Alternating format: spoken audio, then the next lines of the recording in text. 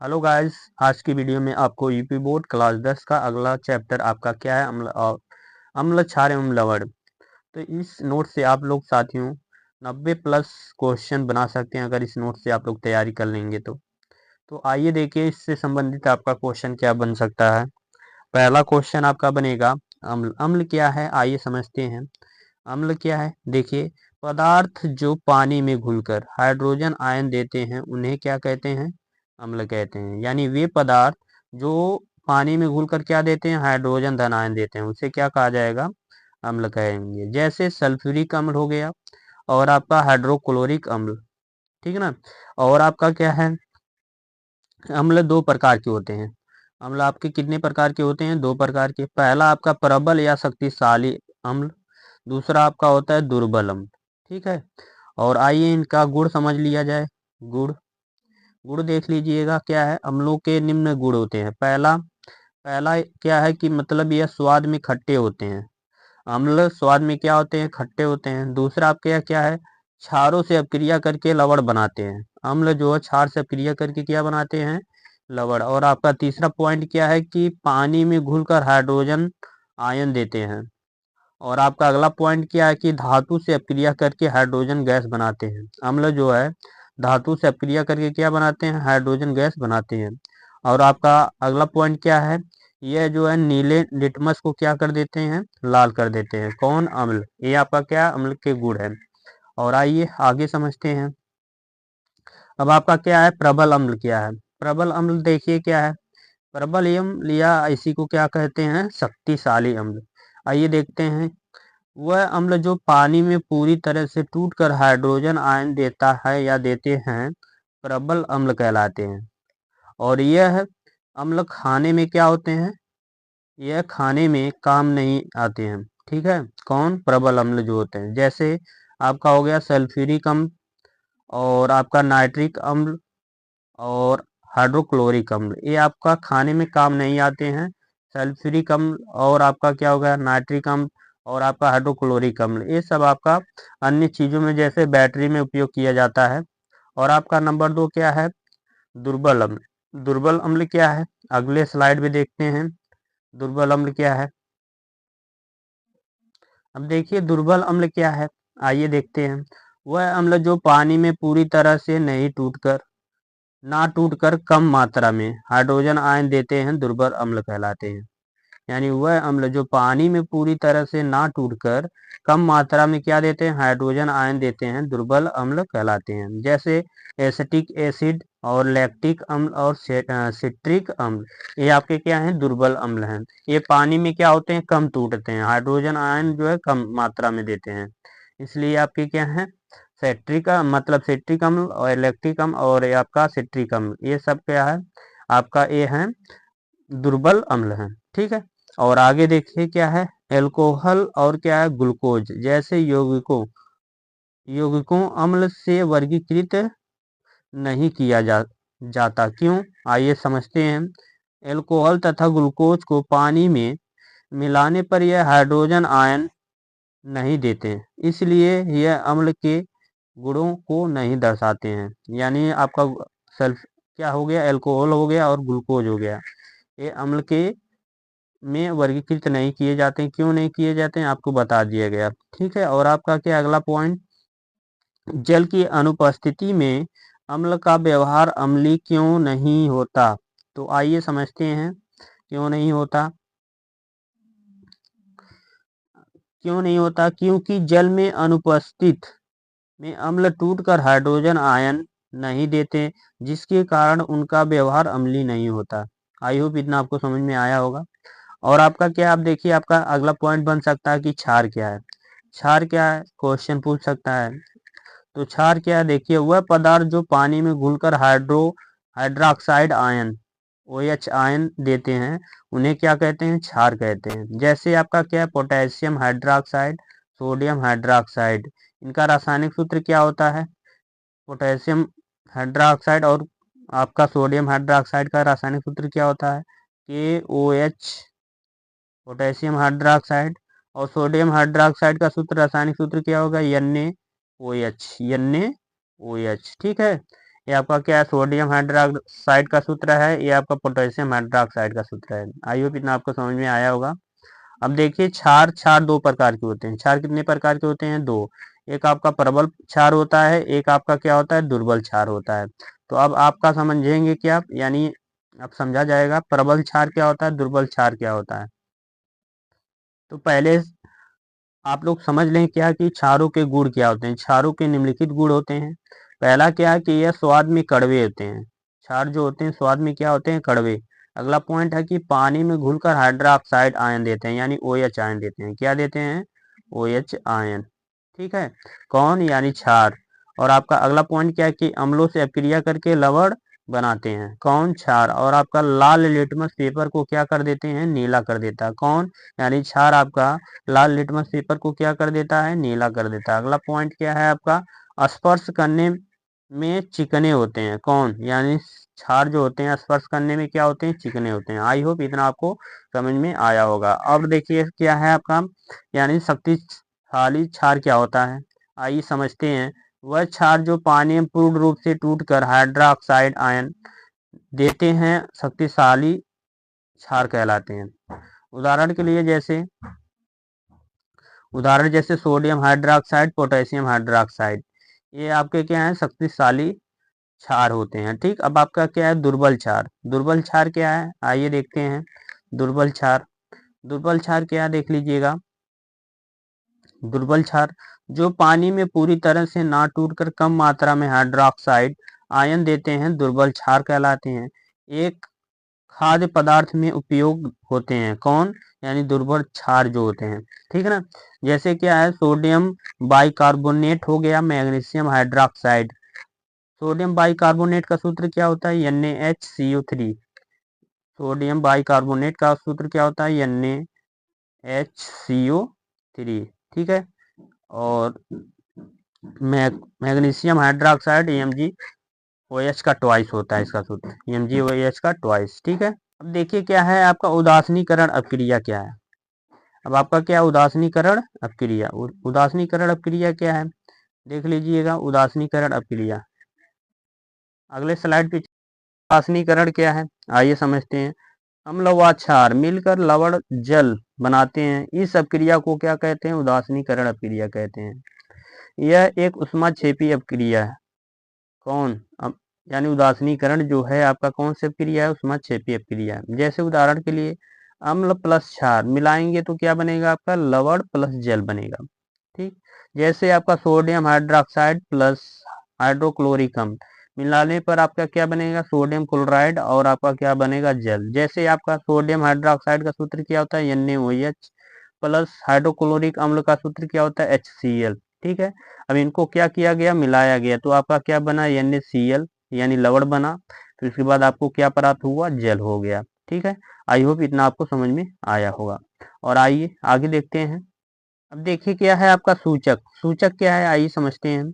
वह पदार्थ जो किसी विलयन में अम्ल या क्षार की उपस्थिति का पता लगाने के लिए उपयोग किया जाता है, क्या कहलाता है, आपका सूचक कहलाता है। ठीक, सूचक के प्रकार। सूचक के प्रकार आइए समझ लीजिए। सूचक को मुख्यतः 3 भागों में बांटा जा सकता है। पहला आपका क्या होता है, प्राकृतिक सूचक। पहला क्या होता है आपका, प्राकृतिक सूचक। तो प्राकृतिक सूचक क्या होता है, आइए समझते हैं। इसको पौधों से प्राप्त किया जाता है। प्राकृतिक सूचक को पौधों से प्राप्त किया जाता है। जैसे आपका लिटमस हो गया, लाल पत्ता गोभी हो गया, और आपका हाइड्रेजिया हो गया, हाइड्रेजिया का पौधा का फूल, और आपका हल्दी इत्यादि। ये आपके क्या है, प्राकृतिक सूचक हैं। ठीक, अब आपका अगला पॉइंट क्या है, कृत्रिम सूचक। कृत्रिम सूचक क्या है, कृत्रिम सूचक रासायनिक पदार्थ होते हैं। ठीक है, इन्हें क्या किया जाता है, मानव द्वारा बनाया जाता है। जैसे कि आपका फिनाप्थेलीन हो गया, मैथिल ऑरेंज हो गया, ये आपके क्या है, कृत्रिम सूचक होंगे। और आपका अगला पॉइंट क्या है, अगला पॉइंट आइए देखते हैं। अब आपका अगला पॉइंट है कि गंधी सूचक। ठीक, गंधी सूचक क्या है, देखिए। इन पदार्थों की गंध अम्लीय या क्षारी माध्यम में बदल जाती है। जैसे आपका प्याज हो गया, लौंग का तेल हो गया, ये आपके क्या है, गंधी सूचक में इनका क्या होता है, बदल जाता है अम्लीय और क्षारी माध्यम में। आई होप इतना आपको समझ में आया होगा। आइए अब आगे देखते हैं। अब देखिए क्या है, विभिन्न प्रकार के सूचक तथा उनका अम्लीय या क्षारी विलयन में बदलाव। देखिए आपका क्या इस साइड में आपका सूचक हो गया, यहाँ पर आपका सूचक का नाम हो गया, और यहाँ पर अम्ल के साथ पर क्या बदलाव होगा और क्षार के साथ क्या होगा बदलाव। ठीक है। प्राकृतिक सूचक, सूचक के प्रकार में आपके 3 प्रकार के होते हैं प्राकृतिक सूचक। अब देखिए क्या है, सूचक का नाम क्या है, लिटमस। ठीक है, लिटमस एक प्राकृतिक सूचक है। अब जब इसको अम्ल में मिलाया जाता है, अम्ल इसमें लिटमस पेपर में मिलाया जाता है, तो इसका रंग कैसा हो जाएगा, लाल हो जाएगा। कैसा हो जाएगा, लाल। और लाल पत्ता गोभी का रस जब अम्ल में मिलाया जाएगा तब आपका क्या हो जाएगा, लाल हो जाएगा। हल्दी का रस, ठीक है, हल्दी को क्या किया जाएगा, जब हम अम्ल के साथ क्या करेंगे, मिलाएंगे, तो कोई बदलाव नहीं होगा। ठीक है, कोई बदलाव नहीं होगा। और आपका अगला क्या है कि हाइड्रेजिया के फूल का रस। ठीक है, अगला पॉइंट आपका क्या है कि हाइड्रेजिया के फूल का रस जब इसको अम्ल में मिलाएंगे तो इसका रंग कैसा हो जाएगा, नीला हो जाएगा। कैसा हो जाएगा, नीला हो जाएगा। आई होप इतना आपको समझ में आया होगा। और आगे क्या है, अब देखिए क्षार में जब मिलाया जाएगा तो क्या होगा, जब लिटमस पेपर यानी लिटमस पर क्या किया जाएगा, यानी क्षार को मिलाया जाएगा, तो इसका रंग कैसा हो जाएगा, नीला हो जाएगा। कैसा हो जाएगा, नीला हो जाएगा। और लाल पत्ता गोभी का रस जब हम क्षार से क्या कराएंगे, अपक्रिया कराएंगे, मिलाया जाएगा, तो इसका रंग कैसा हो जाएगा, लाल हो जाएगा। लाल हरा हो जाएगा। कैसा हो जाएगा, लाल हरा हो जाएगा। ठीक है। और आपका अगला क्या है, हल्दी। आपका क्या है, हल्दी। हल्दी को जब हम क्षार से अपक्रिया कराएंगे तो उसका रंग कैसा हो जाएगा, लाल हो जाएगा। कैसा हो जाएगा, लाल हो जाएगा। और आपका अगला पॉइंट है कि हाइड्रेजिया के फूल का रस। ठीक है, हाइड्रेजिया के फूल का रस जब इसको हम क्या करेंगे, क्षार के साथ मिलाएंगे तो उसका रंग कैसा हो जाएगा, गुलाबी हो जाएगा। आई होप इतना आपको समझ में आया होगा। अब आपका क्या है, कृत्रिम सूचक। अब आपका क्या है, कृत्रिम सूचक। ठीक है, कृत्रिम सूचक जैसे आपका सूचक का नाम आपका जैसे फिनाप्थलीन, फिनाप्थलीन। ठीक है, फिनाप्थलीन जब इसको हम क्या करेंगे, अम्ल इस पर मिलाएंगे फिनाप्थलीन के साथ, तो इसका रंग कैसा हो जाएगा, रंगहीन हो जाएगा। कैसा हो जाएगा, रंगहीन। ठीक है। और मेथिल ऑरेंज नंबर 2 क्या है, कृत्रिम सूचक मेथिल ऑरेंज जब हम अम्ल के साथ इसको मिलाएंगे तो इसका रंग कैसा हो जाएगा, लाल हो जाएगा। कैसा हो जाएगा, लाल हो जाएगा। आई होप इतना आपको समझ में आया होगा। और अब यही क्या है, अब इसके बारे में समझिएगा। फिनाप्थलीन को जब हम क्षार से क्या कराएंगे, अपक्रिया कराएंगे, क्षार के साथ मिलाएंगे, तो इसका रंग कैसा हो जाएगा, गुलाबी हो जाएगा। कैसा हो जाएगा, गुलाबी। फिनाप्थलीन को जब हम क्षार के साथ अपक्रिया कराएंगे तो इसका रंग कैसा हो जाएगा, गुलाबी हो जाएगा। इतना आप लोग याद रखिएगा। और आपका अगला क्या है, मेथिल ऑरेंज। मेथिल ऑरेंज को जब क्षार के साथ मिलाएंगे तो उसका रंग कैसा हो जाएगा, पीला हो जाएगा। कैसा हो जाएगा, आपका पीला हो जाएगा। आई होप इतना आपको समझ में आया होगा। और देखिए क्या है, अब आपका है गंधी सूचक। क्या है, गंधी सूचक। गंधी सूचक, सूचक जैसे सूचक का नाम क्या है, प्याज का रस। प्याज का रस जब हम अम्ल के साथ क्या करेंगे, मिलाएंगे, तो उसका तेज गंध हो जाएगी। गंध जो हो जाएगी, तेज हो जाएगी। ठीक है। और आपका अगला पॉइंट क्या है, वैनिला। ठीक है, वैनिला को क्या किया जाएगा, जब हम अम्ल के साथ मिलाएंगे तो समान रहती है। क्या रहती है, समान रहती है, इसमें कोई परिवर्तन नहीं होता है ना। और लौंग का तेल, लौंग का तेल को जब हम क्या करेंगे, अम्ल के साथ मिलाएंगे तो समान ही रहेगा, उसमें कोई परिवर्तन नहीं होगा। आई होप इन आपको समझ में आया होगा। और आपका क्या है, अब यही देखिए, प्याज का रस को क्षार के साथ मिलाएंगे, किसके साथ, क्षार के साथ, तो कोई गंध नहीं आएगी। कोई गंध नहीं आएगी। ठीक। और आपका क्या अगला पॉइंट, वेनिला। वेनिला को क्षार के साथ मिलाएंगे तो कोई गंध नहीं आएगी। और लौंग का तेल के साथ मिलाएंगे तो कोई गंध नहीं आएगी। आई होप इतना आपको समझ में आया होगा। और आइए आगे देखते हैं। आगे क्या है आपका, अम्ल व क्षारों के रासायनिक गुणधर्म।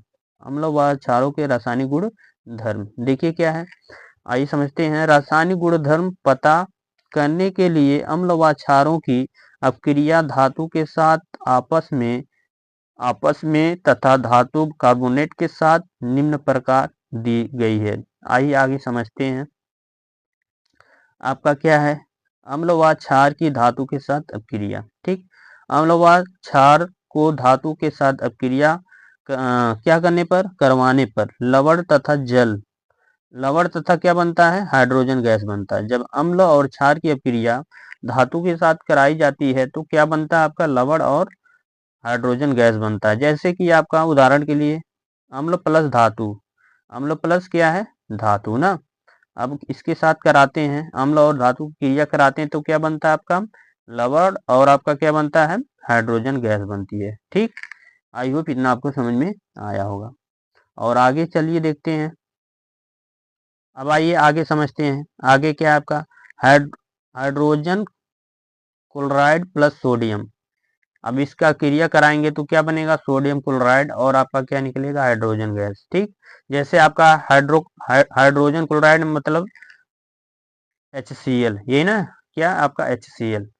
अब इसके साथ हम किसकी क्रिया करा दे रहे हैं, Zn। Zn क्या है, धातु, धातु के साथ क्रिया करा रहे हैं, किसी अम्ल का धातु के साथ क्रिया करा रहे हैं तो क्या बना, ZnCl2 प्लस आपका क्या, हाइड्रोजन गैस निकल गई। ये आपका ZnCl2 जो आपका क्या है, लवण है, और H2 गैस क्या हो गई, निकल गई।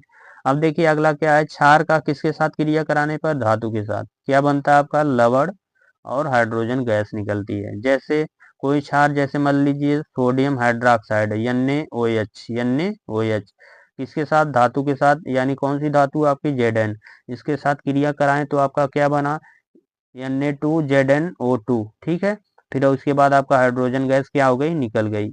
अब जब इसके साथ हम सोडियम हाइड्रोक्साइड के साथ किसकी क्रिया कराते हैं, Zn, तो क्या बनता है, पोप टेस्ट होता है। ठीक है, जब किसी भी अपक्रिया में हाइड्रोजन गैस निकलती है तब उसका पता लगाने के लिए, पॉप का पता लगाने के लिए परख नली के पास जलती हुई मोमबत्ती लाई जाती है तो हाइड्रोजन गैस पॉप ध्वनि के साथ क्या होती है, जलती है। इस प्रकार के टेस्ट को क्या कहा जाता है, पॉप टेस्ट कहा जाता है। ठीक है, यानी जब जलती हुई जब आप क्षार की धातु के साथ क्रिया कराएंगे तो लवण और आपका क्या बनेगा, हाइड्रोजन गैस, हाइड्रोजन गैस निकलेगी।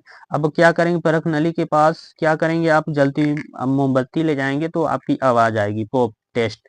इसी को क्या कहा जाएगा, पॉप टेस्ट कहा जाएगा। आई होप इन आपको समझ में आया होगा। अब देखिए आगे क्या है आपका, अम्ल व क्षार की धातु ऑक्साइड के साथ अपक्रिया, अम्ल व क्षार की धातु ऑक्साइड के साथ अपक्रिया। देखिए क्या है, अम्ल व क्षार धातु ऑक्साइड के साथ अपक्रिया करके लवण तथा जल बनाते हैं। ठीक, जैसे उदाहरण के लिए अम्ल प्लस क्या ले लिया जा रहा है, धातु ऑक्साइड, तो आपका क्या बना, लवण प्लस जल बना। जैसे आपका क्या, Cu कॉपर, यानी कॉपर ऑक्साइड, ये धातु ऑक्साइड है। अम्ल के साथ यानी HCl के साथ क्रिया कराने पर क्या बना, CuCl2 बना, CuCl2, और कॉपर क्लोराइड बना। फिर उसके बाद आपका क्या बना, जल, यानी H2O बना। इसी प्रकार आपका 2NaOH यानी सोडियम हाइड्रोक्साइड। अब Zn यानी आपका Zn यानी धातु के साथ क्रिया कराने पर क्या बना, Na2ZnO2 बना। फिर उसके बाद आपका हाइड्रोजन गैस क्या हो गई, निकल गई। ठीक है, अम्ल, अब आपका क्या आगे, यानी अम्ल व धातु, अम्ल व धातु की धातु कार्बोनेट के साथ अपक्रिया, आगे देखते हैं। देखिए क्या है आपका अगला, यानी जब हम अम्ल की क्रिया धातु कार्बोनेट के साथ कराते हैं तो क्या बनता है, लवण, जल तथा कार्बन डाइऑक्साइड गैस बनती है। जैसे जैसे कि उदाहरण के लिए अम्ल प्लस धातु कार्बोनेट, तो आपका क्या बना, लवण प्लस कार्बन डाइऑक्साइड प्लस क्या बना, जल। जैसे आपका ले लीजिए हाइड्रोक्लोरिक अम्ल HCl, धातु कार्बोनेट Na2CO3। ठीक है, अब इसके साथ क्रिया कराएं तो लवण बना NaCl यानी नमक बना, और आपका CO2 यानी कार्बन डाइऑक्साइड, और आपका क्या बना, जल बना। आई होप इतना आपको